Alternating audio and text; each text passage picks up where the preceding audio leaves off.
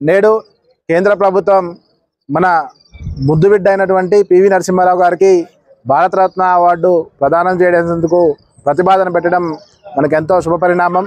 ఈ యొక్క రాష్ట్రానికి ఎంతో గర్వకారణం.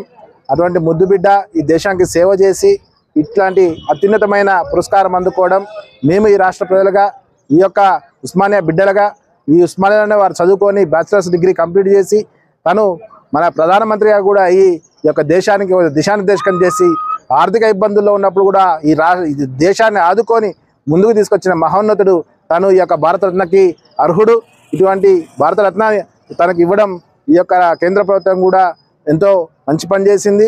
తనని గుర్తించి ఈ యొక్క భారతరత్న ఈ యొక్క పివి నరసింహారావు గారికి ఇవ్వడం మేమందరం కూడా అభినందిస్తున్నాం. ఈ యొక్క ముద్దుబిడ్డ మన తెలంగాణలో పుట్టి మనకు ఎంతో గర్వకారణంగా ఉంది. మన విద్యార్థుల రాజకీయ పార్టీ నుంచి కూడా ఎంతోమంది మేధావులు, ఎంతో జ్ఞానం కలిగిన వ్యక్తులు ఈ యొక్క విద్యార్థుల రాజకీయ పార్టీని నడిపిస్తూ ముందుకు కొనసాగుతున్నారు. వీరందరూ కూడా ఈ యొక్క రాష్ట్రానికి సేవలు చేయాలని, దేశానికి కూడా సేవలు చేయాలని నేను కోరుకుంటున్నాను.